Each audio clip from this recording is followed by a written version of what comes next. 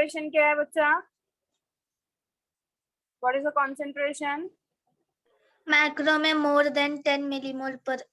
Yes, macro में more than 10 millimole पर kilogram and micro में मिलीमोल पर किलोग्राम। ओके, एलिमेंट्स बताओ यहाँ पे मैक्रो में कैसे स्टडी कराया मैंने? पीके, पीके, चोन, फेकुजिंग। Are you sure, Sharon? Mixing the things, बच्चा. mg, Cas mg. Okay. yes, cas. pk चोन cas mg 2 4 3 या फिर इसके अलावा भी और कैसा बताया मैंने? चो npk cas mg. ओके, 3 3 3 हो गया 9. Yes. Okay, so you can, it's better आप इसको याद कर लो. चो एनपीके कास एमजी. माइक्रो में क्या स्टडी किया था बच्चा हमने? बीसीएल, बीसीएल, मनमोनी, फेकुजिंग. यस, मनमोनी, दैट इज 3. फेकुजिंग again 3. so this is 8 in numbers. okay, यहाँ तक किसी को कुछ भी doubt? No. Okay, so macro it is in excess to 10 millimole per kilogram. Cho, NPK, Cas Mg, micro, BCl, Manmoni, Fecusing. This is copper. Okay, cobalt, CO मत लिख देना यहाँ पे. One more thing, this is the 2 elements only, boron and chlorine. यहाँ पे mistakes होता है इसलिए बता रही हूँ. MO is molybdenum. Okay, so इसके बाद हमने 2 elements और किए थे depending on the mobility. So one is mobile elements and another one is immobile elements. तो जो mobile element है वो किसको affect करेगा? It is going to affect which one? कुछ याद है आप लोगों को? Yes. मोबाइल में क्या होता है? The elements are withdrawn, minerals are withdrawn from Yes. Old leaves. Old leaves. from Old to old young. to young. Correct? Young. Mobile में ये से ट्रांसफर होता है. The minerals, nutrients are withdrawn from old and it is moved to the young leaves. So ultimately affect कौन हो रहा है यहाँ पे? Old leaf. Old one. Examples कौन से एलिमेंट्स पढ़े हैं हमने मोबाइल में? Calcium. Calcium. Are you sure? नहीं, calcium It is immobile. NPK. Potassium, potassium. NPK. Magnesium. Yes, NPK Mg. Okay, 3-1. NPK Mg या फिर KPN Mg. Okay, इमोबाइल में क्या होगा बच्चा? यहाँ पे मूवमेंट होगा नहीं. इमोबाइल मतलब ही क्या? जो मूवमेंट नहीं दिखा सकता. So it is going to affect the young one. क्योंकि बेनिफिट किसको मिल रहा था यहाँ पे? यंग वाले को. करेक्ट. अब यहाँ पे मूवमेंट नहीं हो पा रहा है तो इसकी वजह से क्या हो रहा है? आपका यंग वाला अफेक्ट हो रहा है. समझा? So your young one is going to be get affected. Example is calcium. यहाँ पे कल हमने सल्फर भी किया था ना? इमोबाइल में था sir. Yes, sulphur immobile. Immobile में भी है. ओके, जाने दो इसको फिलहाल के लिए. इमोबाइल में हम पढ़ते हैं. ठीक है, सल्फर एंड कैल्शियम, कास. इतना क्लियर था बच्चा सबको? Yes. ओके, अब जाइलम सैप मतलब क्या सबको पता है? हमने कुछ तो पहले स्टडी किया था. रिंगिंग एक्सपेरिमेंट याद है? कट किया तो उसमें से दिखा कि कुछ वाटरी सब्सटेंस लिक्विड निकल रहा है. That is called as xylem sap. Okay, so it consist of the minerals like आपका अमोनिया, सॉरी नाइट्रोजन हो गया. So nitrogen can be into 2 forms. So xylem sap में एग्जैक्टली है क्या क्या? It consist of nitrogen that can be in the form of 2 types. Organic भी है वो एंड इनऑर्गेनिक मोड में भी ट्रांसपोर्ट हो रहा है. Is it clear? समझ में आ रहा है बच्चा लोग? आपका जो जाइलम सैप है उसमें हमने क्या स्टडी किया था? वाटर एंड मिनरल्स है. करेक्ट? या हमने स्टडी किया था वाटर एंड मिनरल्स. तो वाटर हमको पता है क्या होता है. मिनरल्स में कौन से मिनरल्स, कौन से एलिमेंट्स इन्वॉल्व है अभी हम वो देख रहे हैं. तो जैसे कि आपका पहला मिनरल जो है दैट इज नाइट्रोजन. नाइट्रोजन के भी 2 फॉर्म है, ऑर्गेनिक भी है, इनऑर्गेनिक भी है. दोनों फॉर्म में वो ट्रांसपोर्ट हो रहा है. ओके, बोर्ड सबको दिख रहा है अच्छे से, विजिबल है क्या बोर्ड? Yes. ठीक है। सो इनऑर्गेनिक में वो आयंस के फॉर्म में ट्रांसपोर्ट होगा। ऑर्गेनिक इनऑर्गेनिक का डिफरेंस आपको पता है बच्चा लोग? और ऑर्गेनिक के फॉर्म में अमाइनो एसिड्स, ऑर्गेनिक में it is amino acids, inorganic में it is in the form of ions. अब नाइट्रोजन के अलावा और भी यहाँ पे आपके मिनरल्स हैं, जैसे कि आपका फॉस्फोरस हो गया, सल्फर हो गया,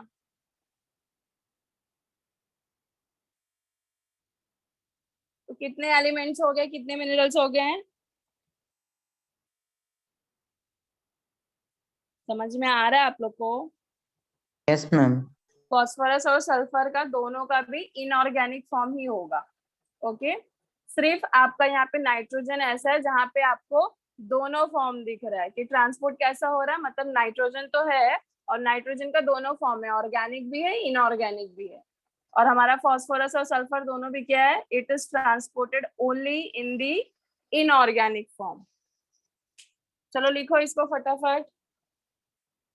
So this is xylem sap. Xylem sap consists of 3 elements: nitrogen, phosphorus, sulfur. जिसमें से phosphorus, sulfur both are transported in the form of inorganic only, whereas your nitrogen consists of 2 type, organic as well as inorganic. Organic form में वो amino acid transport करेगा, inorganic form में ions. Xylem sap के ऊपर question आ सकता है कि इसमें कौन से एलिमेंट्स हैं और कौन से नहीं, ऑड मैन आउट, या फिर आपका नाइट्रोजन ऑर्गेनिक में कैसे फॉर्म में वो ट्रांसफर हो रहा है। So it is transferred in the form of amino acids.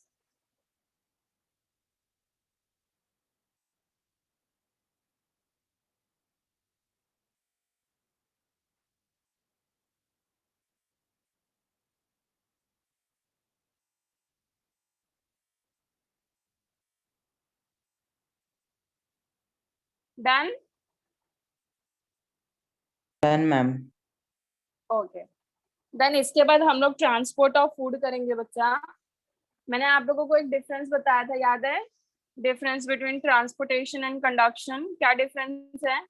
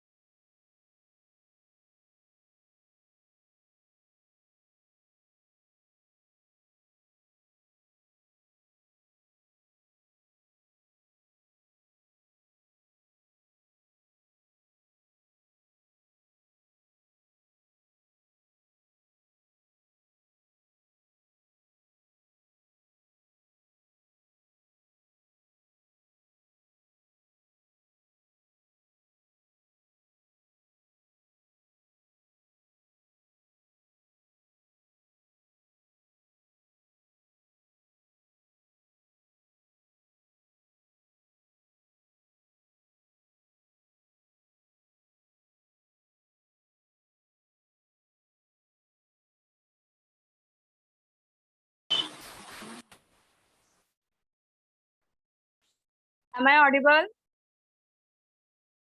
Yes, ma'am. Okay. Due to network error. Done writing, everyone? Yes. Okay.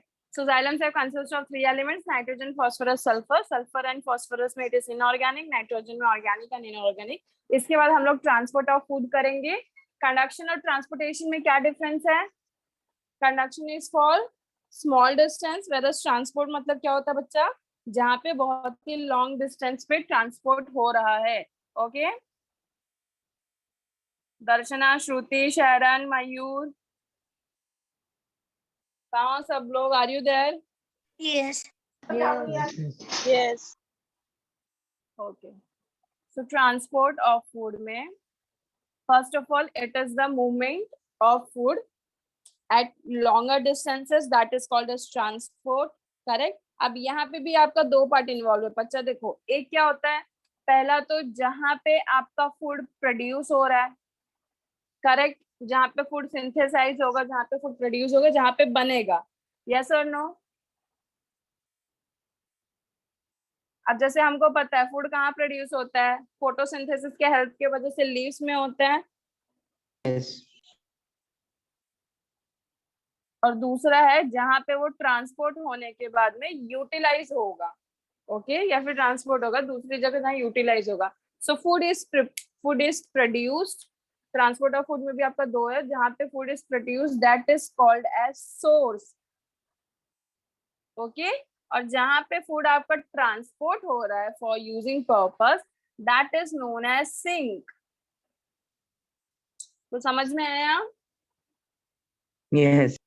तो अभी अल्टीमेटली हमको पता है फूड कहाँ पे प्रिपेयर होगा, in the leaves with the help of photosynthesis, correct. So from leaves, it is going to transport to the different parts of the plants where it is going to be get utilized, correct.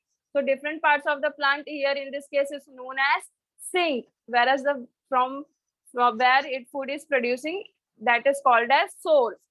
तो यहाँ पे हमारा leaf source हो गया, yes or no.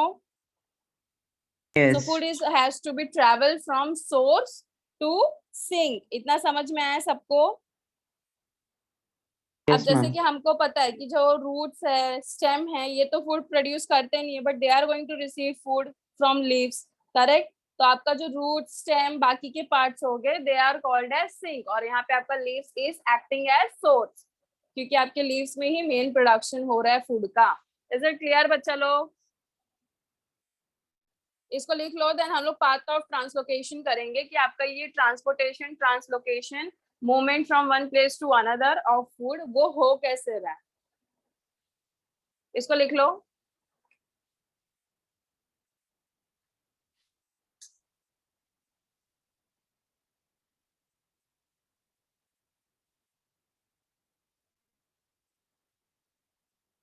Done. Done, ma'am.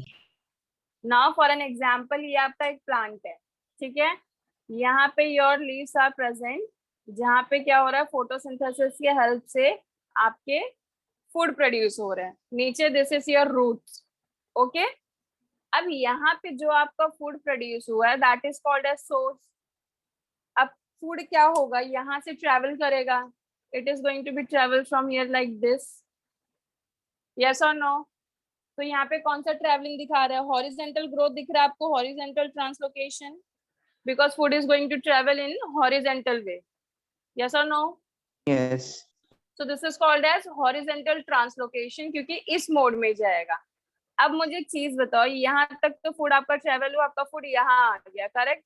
अब आगे भी क्या हॉरिजेंटली जाएगा क्या, हमको फूड तो सबको सप्लाई करना है, रूट्स को भी करना है, फ्लावर्स को भी करना है, फ्रूट्स को भी करना है, करेक्ट। सो आगे जाके it is going to be supply in this format, up out upward and downward in both the direction. So यहाँ पे क्या हो रहा है, it is a vertical line, correct. So यहाँ पे it is called as vertical translocation. तो यहाँ पे we can see कि from source the food is translocated to sink in both the direction, in horizontal as well as vertical. कैसे समझ में आया, this is your leaves, यहाँ पे your food is producing, food is synthesizing, from here it is going to travel, और जैसे stem में पहुंच गया, in both the direction it is going to be travel in upward as well as downward, that is called as vertical translocation, क्योंकि पूरे plant को हमको food provide करना है, करेक्ट। तो Yes. पूरे प्लांट को फूड प्रोवाइड करने के लिए पूरे प्लांट के थ्रू हमको ट्रेवल करना पड़ेगा। So this is the longer distance travelling is called as translocation, जहाँ पे फूड आपका ट्रांसलोकेट हो रहा है। Are we done with this, food is produced that source and sink. So you can Yes. give the heading of path of translocation.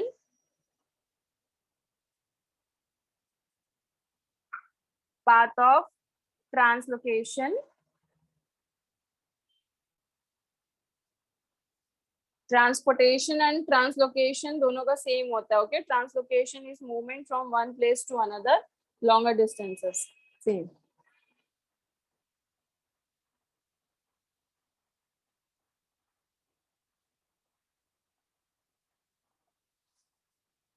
So first of all, what do you mean by path of translocation, बच्चा?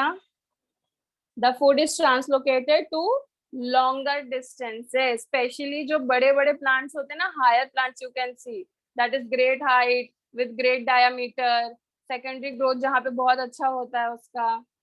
Okay, so what do you mean by path of translocation? Food is going to translocate to longer distances in higher plants. Okay, अब इसके अलावा बच्चा लोग, अगर आपको याद होगा तो हमने कुछ कंपोनेंट्स पढ़े थे जाइलम के. Yes. कौन से पढ़े थे? Tracheids and vessels. Okay, that are the components of xylem that helps xylem को वो help करता है for the transportation of water and minerals. Same similar way में आपका जो phloem है ना, phloem is responsible for the transportation of food. इतना सबको पता है, correct? So phloem further have two components. phloem में भी components होते हैं, जैसे कि आपका sieve tubes हो गया, that helps phloem for the transportation of food in different parts of the plant. So sieve tubes and companion cells.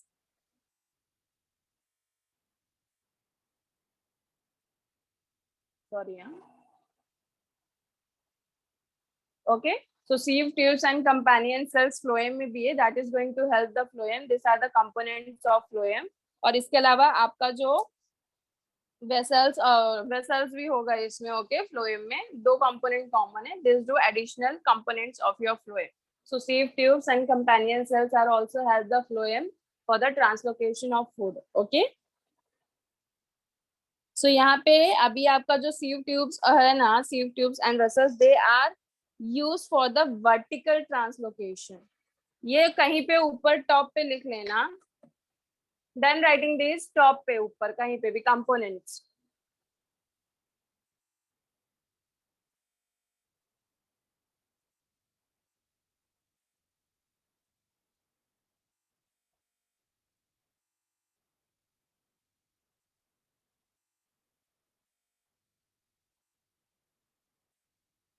Then बच्चा. Yes. Okay. So now your path of translocation is divided into two types. पहला आपका vertical translocation होगा, then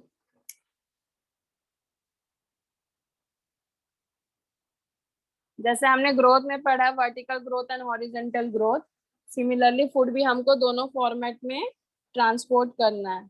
so one is vertical translocation and the another one is you can से horizontal or lateral translocation. Okay, vertical is also known as longitudinal. Is it clear? So path of Yes. translocation is going to be of two type. पहला आपका जो plant है वहां पे vertical longitudinal होगा. This is your leaves. Leaf से खाना बन के आएगा, ट्रांसपोर्ट होगा to the upper part and lower part. यहाँ पे आपका वर्टिकल कवर हो रहा है. हॉरिजॉन्टल इज लाइक व्हाट, इस लीव से यहाँ पे दूसरा लीव से, तो यहाँ से यहाँ ट्रांसपोर्ट होगा. Correct. So you can see this is the vertical. और इसके अलावा अगर आपका हायर प्लांट्स की बात कर रहे हैं तो स्टेम में सेकेंडरी ग्रोथ अच्छा खासा है, तो प्लांट का गर्थ भी ज्यादा है. करेक्ट. तो गर्थ है तो स्टेम को भी तो चाहिए ना फूड.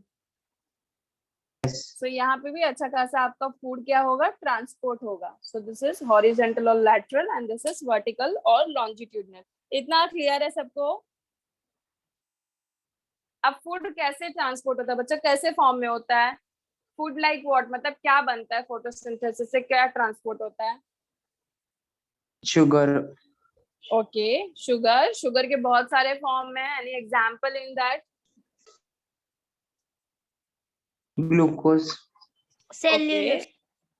सेल्यूलोज. सेल्यूलोज बच्चा उसमें होता है, Cell wall में. सेल वॉल में प्रेजेंट होता है. Cellulose is not the format जहाँ पे एकदम आसानी से ट्रांसपोर्ट होता है. ओके, एक चीज याद रखना, शुगर के बहुत सारे फॉर्म है. Glucose, Sucrose. fructose, sucrose, lactose, all these are the forms of sugar. ठीक है. इसमें से प्लांट में जो आपका मूवमेंट दिखाता है दैट इज द सुक्रोज. ठीक है.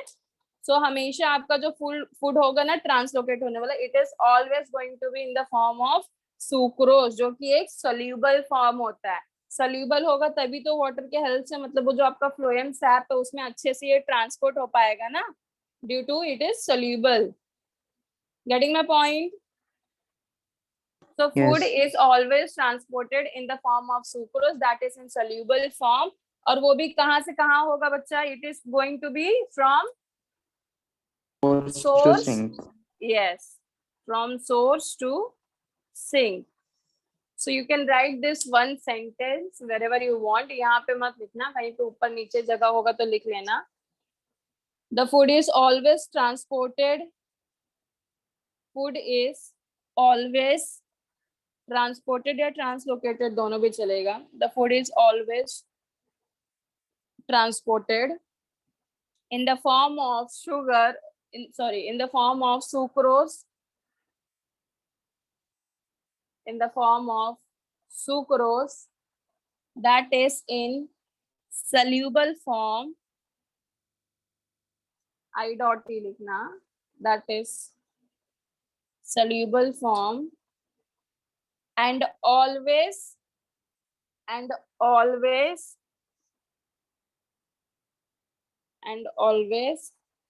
along the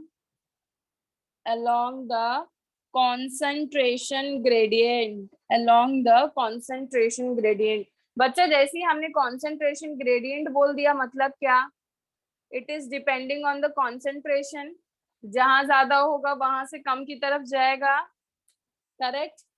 Yes. सो जैसे कि फूड प्रोड्यूस कहाँ पे होता है? लीव्स में. तो ऑब्वियसली जहाँ पे सिंथेसाइज हो रहा है, जहाँ पे प्रोडक्शन हो रहा है, एट दैट टाइम वो वहीं पे ज्यादा होगा. So along the concentration gradient from source to sink लिख लो वहां पे. From source to sink. Okay. Now the translocation can be, you can see it is two type. पहला है vertical, that is also called as longitudinal, and the another one is lateral or known as horizontal. तो अभी इस पे discuss करते हैं. Vertical जैसे कि हमको ऑलमोस्ट समझ में आ गया, it is a straight line जहाँ पे फूड आपका अपर और लोअर पार्ट में ट्रांसपोर्ट होगा. तो अभी से याद रखना फूड कैसे फॉर्मेट में होता है बच्चा. इट इज ऑलवेज कौन सा sugar? Sucrose. Yes, sucrose. Soluble है कि इनसोल्यूबल है? Soluble. सोल्यूबल. ओके. सो यहाँ पे फर्स्ट ऑफ ऑल आपका डाउनवर्ड होगा. डाउनवर्ड कहाँ से कहाँ होगा बच्चा? From leaves to sink. तो यहाँ पे अगर डाउनवर्ड ट्रांसपोर्ट हो रहा है तो नीचे की तरफ क्या है बच्चा? रूट्स प्रेजेंट है आपके in downward direction. Yes. Okay. So first है वर्टिकल में क्या आएगा? वर्टिकल में जैसे कि हमने देखा यहाँ पे लीव्स है, यहाँ पे आपका स्टेम है. तो वर्टिकल में ये भी वर्टिकल होता है, ये भी वर्टिकल होता है, दोनों भी स्ट्रेट लाइन ही है. करेक्ट? तो नीचे की अगर तरफ नीचे की मूवमेंट दिखा है, मतलब यहाँ पे कहाँ ट्रांसपोर्ट हो रहा है? To the roots. Okay. So downward में होगा तो it is from leaves to roots. समझ में आया? So here your source is acting as leaves, whereas आपका सिंक क्या एक्ट कर रहा है? रूट. अगर अपवर्ड हुआ तो फ्रॉम लीव्स कहाँ जाएगा? Stem. ओके. और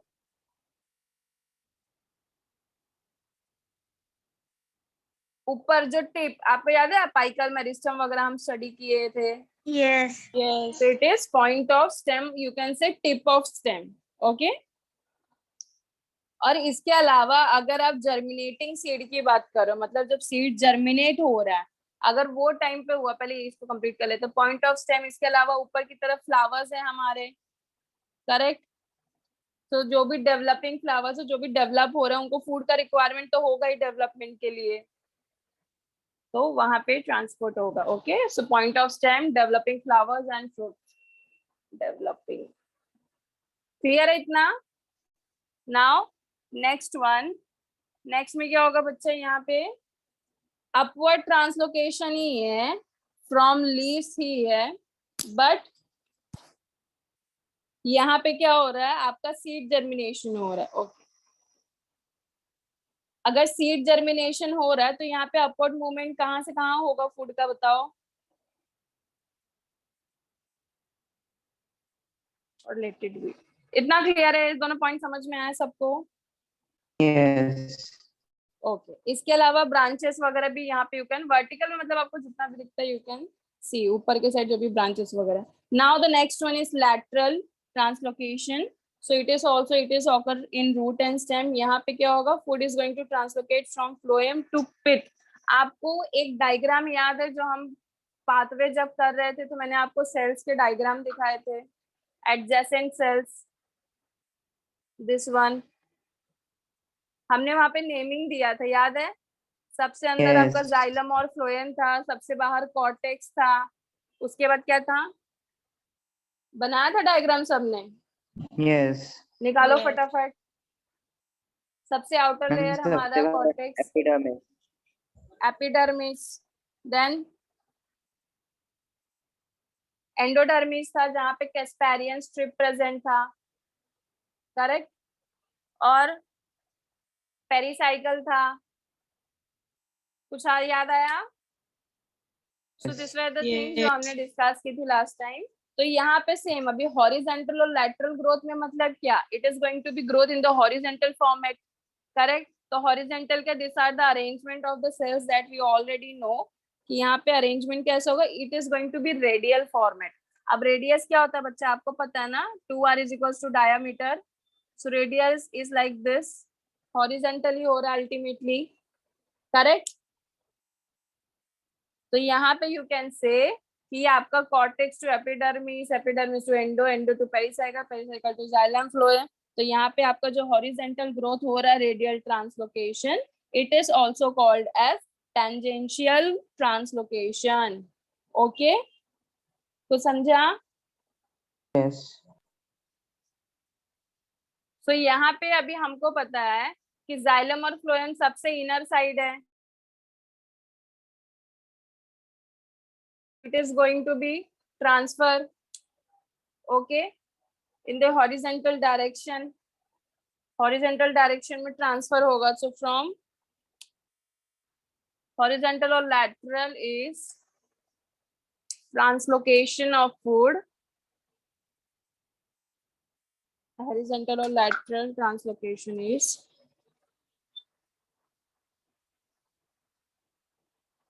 transport of food. कहाँ से कहाँ तक होगा बच्चा लोग, from phloem to pith. Food transportation काम फ्लोएम का है, सबको पता है. Yes.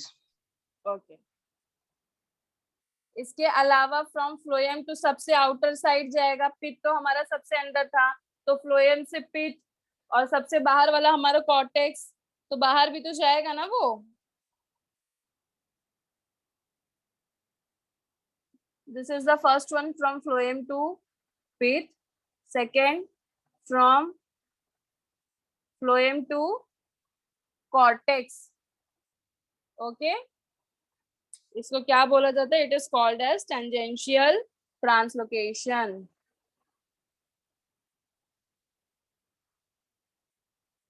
बोर्ड दिख रहा है सबको? Yes. Okay.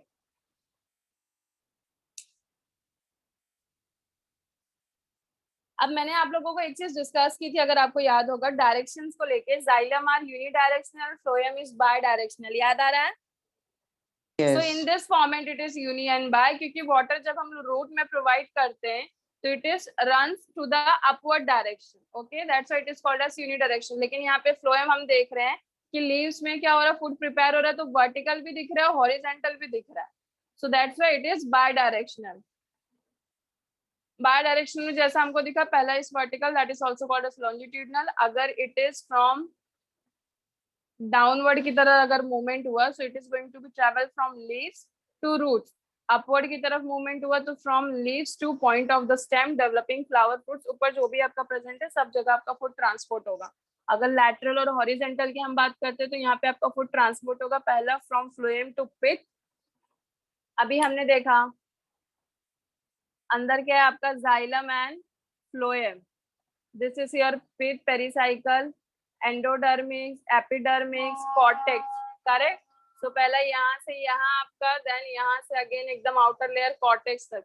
So this is called as tangential translocation. Okay, radial सबको समझ में आता है, रेडियस के वे में भी फॉर्मेट हो रहा है ना ultimately, Yes. Horizontal.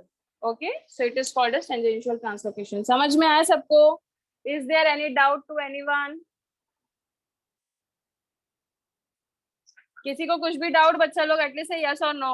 Where are others? No, ma'am. No. Shruti, Akshay, Akshay आप ही हो ना? Yes, ma'am. अरिन, पीयूष, मयूरेश नहीं है क्या आज लेक्चर में? Who, ma'am? Who? तो बच्चा एटलीस्ट से समथिंग. शरण आप भी सो गए? नहीं ma'am. At least be active. Is it clear to everyone? Right Yes. It fast.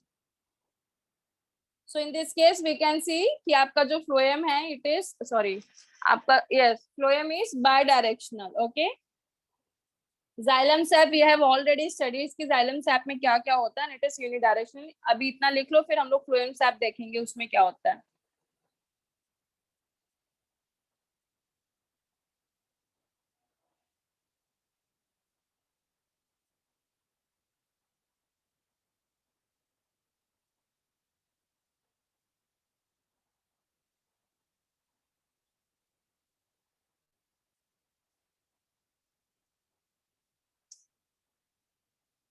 Done, ma'am. Aman, are you there in lecture बच्चा?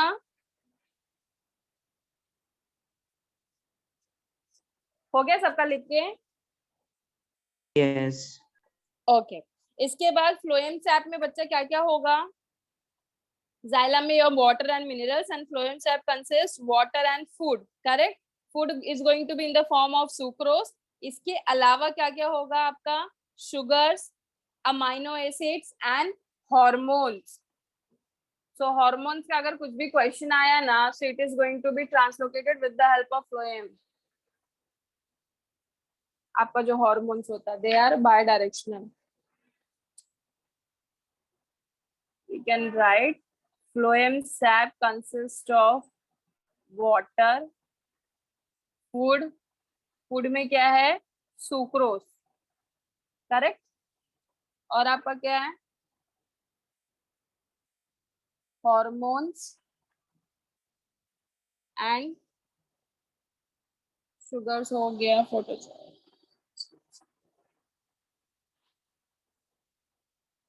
Okay. So phloem SAP consist of water, food. Food आपका sucrose होगा. उसके अलावा your amino acids and hormones. other sugars are also going to be present there beside this sucrose. Is it clear? Yes. इसके बाद we are going to see mechanism of sugar transport. कि हम लोग जो भी ये स्टडी कर रहे हैं आपका फूड ट्रांसपोर्टेशन मैकेनिज्म क्या है, उसके पीछे ये कैसे होता है.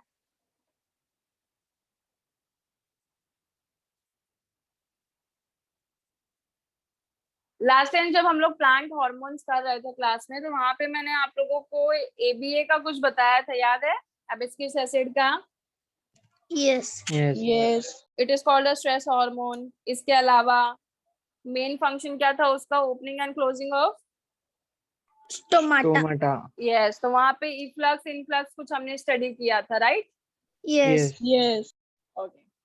सो आज उसको हम लोग देखेंगे अच्छे से. Exactly what is that stomata and what is that influx efflux. Transpiration का आज अच्छे से होगा प्रोसेस. Are we done with this? Yes. Yes. Okay.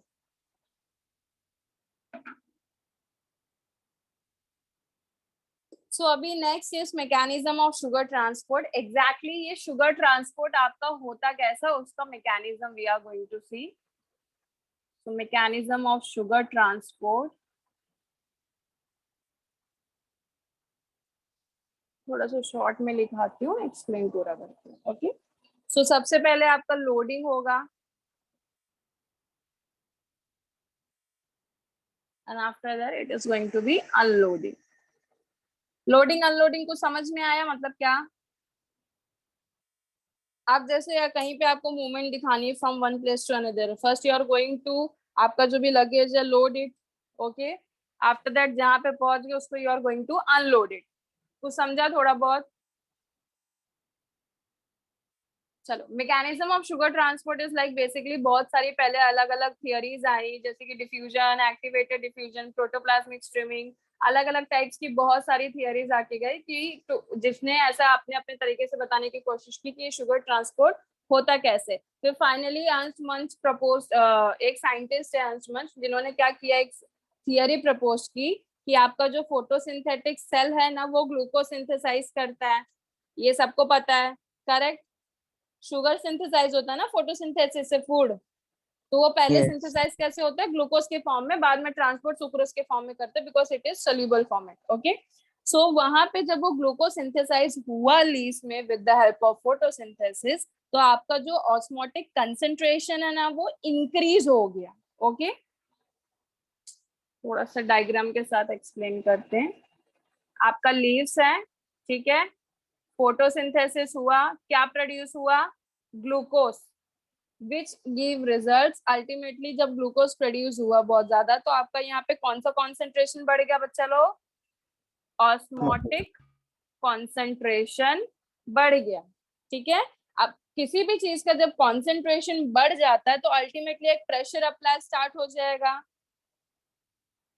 जब यहाँ पे ऑस्मोटिक कंसेंट्रेशन बढ़ गया, so it results into a and osmosis. And osmosis क्या होता है, सबको पता है,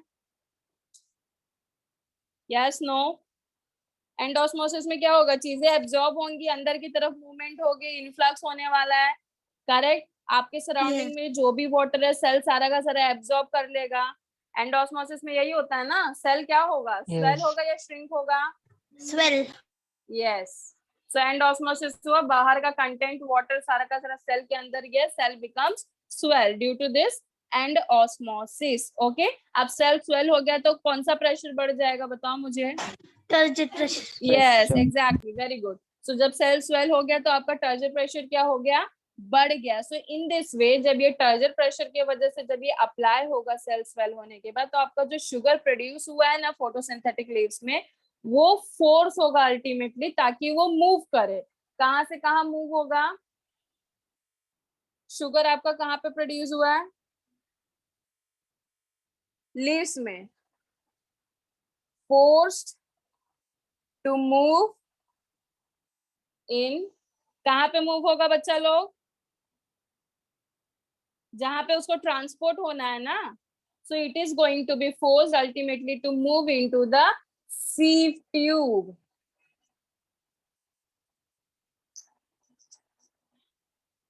सीव tube of vein, vein veinlets कुछ याद है, स्टडी किया है हमने, वेनेशन में पैरेलल रेटिकुलेट, कुछ याद आ रहा है।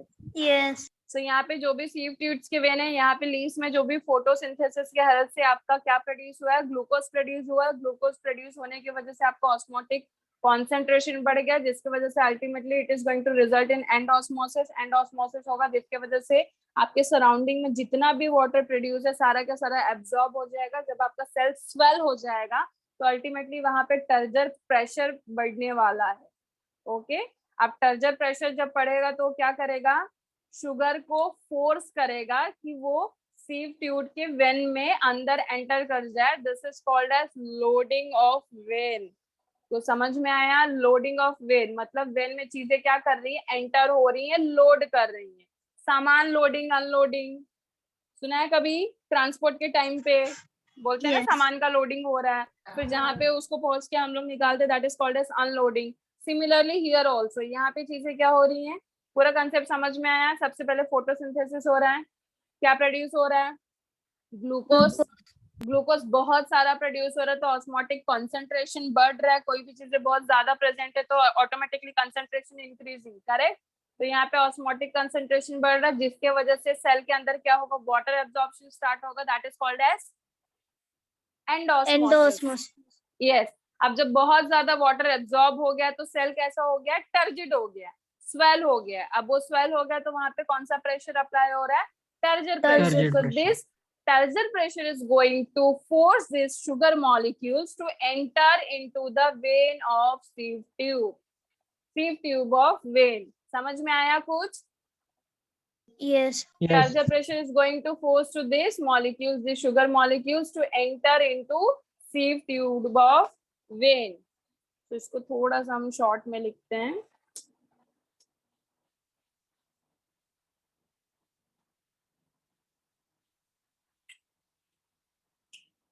लीव्स है आपका जहाँ पे फोटोसिंथेसिस हो रहा है। Okay, this swell turgor pressure results into the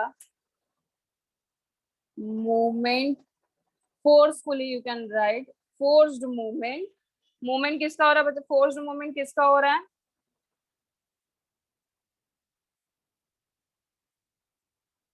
forced movement of क्या प्रोड्यूस हुआ है यहाँ पे? Glucose, Sugar. Sugar, you can से। Okay, of sugar, forced movement of sugar कहाँ से कहाँ हो रहा है? Leaf to Leads to tube. sieve from, tube. Yes, from you can say सबसे बेटर फोटोसिंथेटिक सेल, मतलब फोटोसिंथेसिस से जहाँ पे वो प्रोड्यूस हुआ है। फोटोसिंथेटिक सेल और फोटोसिंथेटिक लीव लिखोगे तो भी चलेगा। Okay, photosynthetic cell to sieve tube of vein।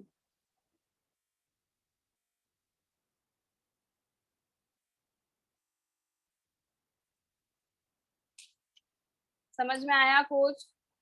So this is the first one, photosynthesis हो रहा है, लीव्स में ग्लूकोज प्रोड्यूस हो रहा है, resulting into the increment of osmotic concentration, जिसके वजह से एंडोस्मोसिस होगा। एंडोस्मोसिस होगा तो सेल स्वेल हो जाएगा, टर्जर प्रेशर बढ़ेगा, that results into the force movement of sugar from photosynthetic cell to sieve tube of vein। ये थोड़ा सा sieve tube of vein है, ठीक है।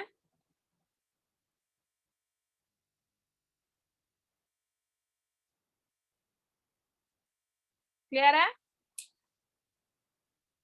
Yes. So I can dictate, you can write, this is called as loading of vein। तो ultimately vein पे loading कैसे हुआ? photosynthesis हुआ, sugars produce हुए, glucose produce हुए, resulting into the increment of osmotic concentration बढ़ गया, जिसकी वजह से your surrounding water is going to be absorbed into the cell, that results into a turgor pressure। ultimately इस turgor pressure के वजह से क्या होगा? turgor pressure ही मतलब to apply pressure, correct? So it is going to be result into the force movement of sugar, जो भी produce हुआ है कहाँ से कहाँ वो मूव करेगा, उसको ट्रांसलोकेट करेगा फ्रॉम फोटोसिंथेटिक सेल जहाँ पे प्रोड्यूस हुआ है to the sieve tube of vein. This is called as loading of vein. समझ में आया बच्चा लोग? Yes. You can write in this, इसको ना आप ऐसे स्टेप वाइज लिख सकते हो, फर्स्ट, सेकेंड, थर्ड, ऐसे आप लाइन से लिखो। एंड लास्ट में this is called as loading of vein. तो लोडिंग ऑफ वेन में first, second, third, fourth point ऐसे लिखो। किसी को कुछ भी डाउट है बच्चा?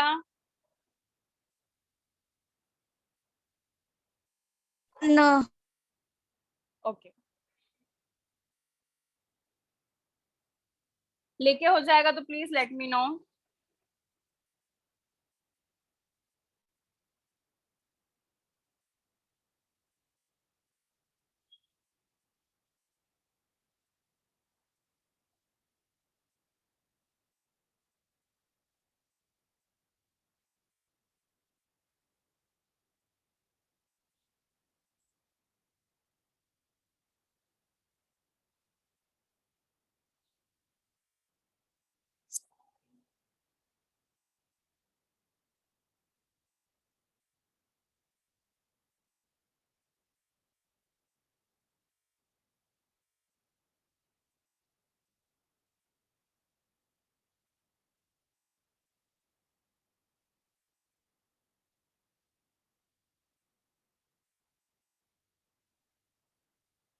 Done?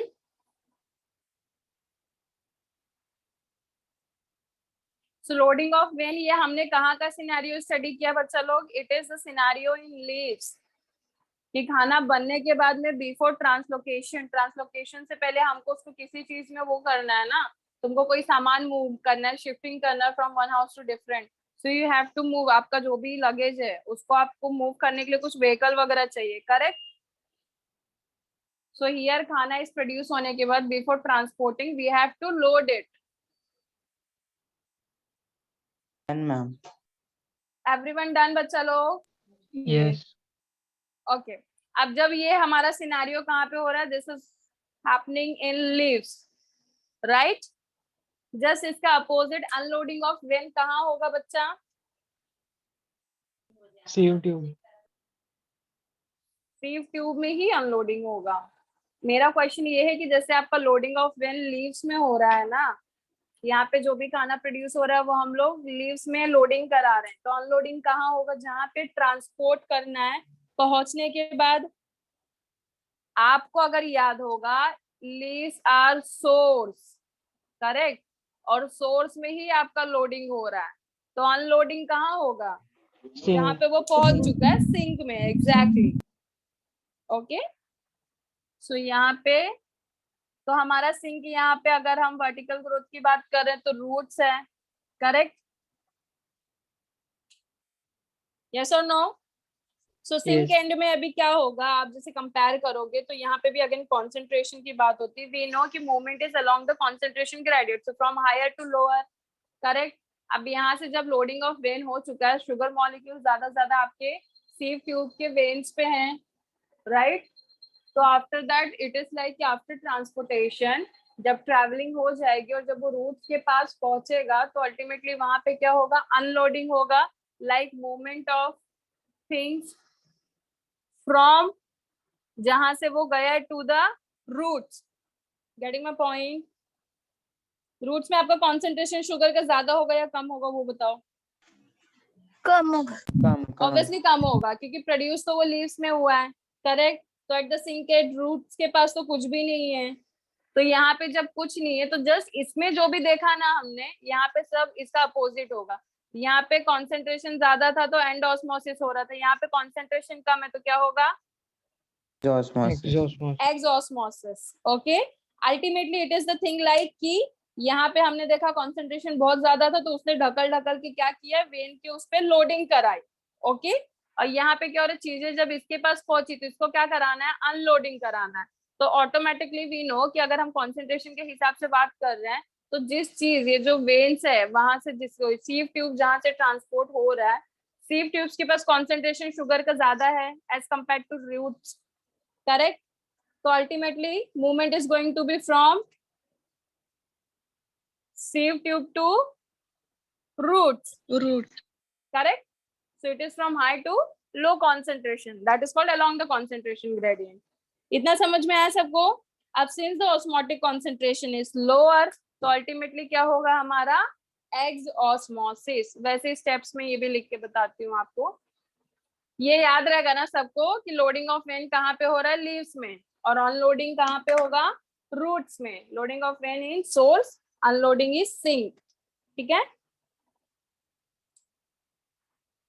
So here osmotic concentration आपका क्या है बच्चा लोग? लो, करेक्ट। अगर ऑस्मोटिक कॉन्सेंट्रेशन लो है तो क्या होगा? एक्सऑस्मोसिस। एक्सऑस्मोसिस हुआ तो सेल श्रिंक हुआ, श्रिंक होने के बाद में कुछ भी प्रेशर रहेगा क्या, मुझे ये बताओ? नहीं, टर्गर का प्रेशर लोअर होगा। So turgor pressure is 0, correct. Cell shrink है तो वहां पे कोई भी प्रेशर उसके पास नहीं होगा ना, सो टर्जर प्रेशर इज 0। ओके, अब टर्जर प्रेशर जैसे कि 0 है, टर्जर प्रेशर एकदम लो है, सो इन दिस केस एक टर्जर प्रेशर ग्रेडियंट डेवलप होगा। Okay, turgor pressure is low, you can write, that results into the development of, दिख रहा है board? that results into the development of Turger pressure gradient.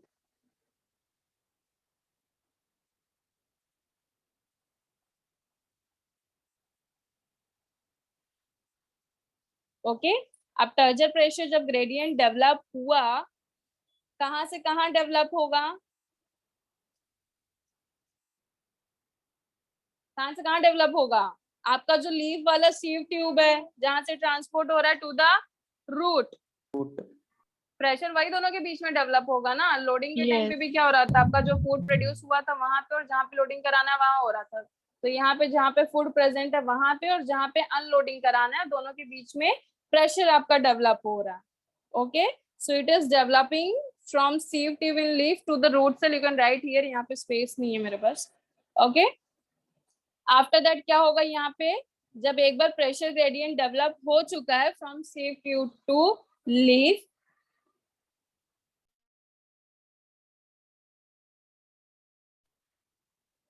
okay, so turgor pressure gradient is developed, wait let me write here, develop कहाँ से कहाँ हो रहा है बच्चा लोग? sieve tubes to From, root. yes, अब sieve tube आपका प्रेजेंट कहाँ पे है? लीव्स में, correct. So from sieve tube in leaves to roots, okay. So इसको प्लीज मेंशन कर लेना, अदरवाइज बाद में कंफ्यूज हो जाओगे. सो टर्जर प्रेशर ग्रेडियंट डेवलप हो रहा है from sieve tube of leaves to roots, that is going to result into a unloading, okay, because the food is going to move, translocate along the concentration gradient. So यहाँ पे इसको बोला जाता है unloading of vein, or you can say vein unloading. नहीं समझा? समझा ma'am. सबको समझा? Yes. वापस एक बार रिवाइज कर लेते हैं. अनलोडिंग ऑफ वेन में क्या होगा? आपका ऑस्मोटिक कॉन्सेंट्रेशन कम है, that results into x osmosis. X osmosis की वजह से सेल क्या हुआ? श्रिंक हो गया. जब सेल श्रिंक हो गया तो उसका टर्जर प्रेशर बहुत ही कम हो गया, ऑलमोस्ट इट इज नेग्लिजिबल. अब टर्जर प्रेशर एकदम लो होने की वजह से क्या हो गया? टर्जर प्रेशर ग्रेडियंट डेवलप हो गया. कहाँ डेवलप हुआ? From sieve tube of leaves to roots, क्योंकि ट्रांसलोकेशन हम यही दोनों के बीच में कर रहे हैं ना. अब एक सेल आपका कैसा है? स्वेल है. कौन सा वाला? जहाँ पे हम लीव्स की बात कर रहे थे, सीव ट्यूब वाला, वो स्वेल था ना, एंडोस्मोसिस हुआ था यहाँ पे. और जबकि रूट में जहाँ पे ट्रांसपोर्ट कर रहे हैं, यहाँ पे सेल कैसे है आपका? श्रिंक है. तो दोनों में एक बहुत ही ज्यादा आपको डिफरेंस देखने मिल रहा है, जिसके वजह से क्या डेवलप होगा? आपका turgor pressure gradient. That's why the food is going to movement from, कहाँ से कहाँ मूवमेंट होगा? From sieve tube of leaf to roots. Roots. That is called as vein unloading.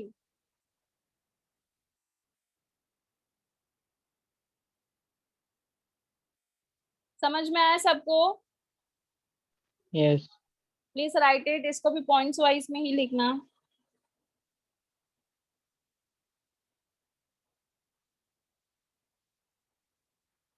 So movement of food, first of all, phloem is bidirectional.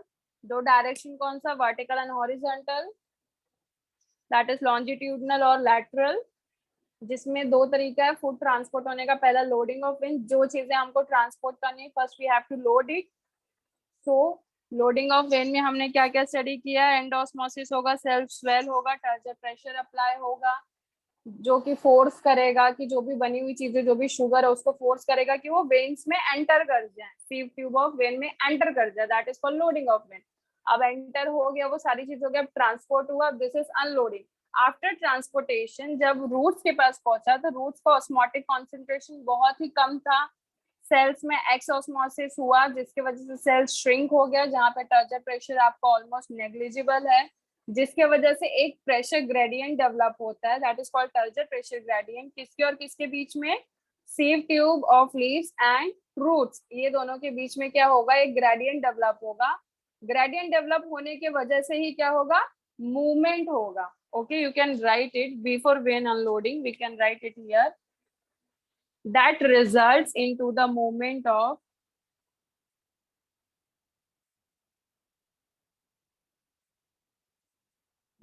sugar. कहाँ से कहाँ होगा बच्चा लोग? sieve tube to Roots. roots. Very good. And that is called as vein unloading. Clear है? Yes. So here we are done with the mechanism of sugar transport as well. Next lecture, last topic हम करेंगे transpiration. कितने type के transpirations होते हैं? First of all, what do you mean bye transpiration? Loss of water. Loss in the of form Water in the vapor. form of vapor. Okay, very good. चलो ये लिख लो. Are we done with this everyone?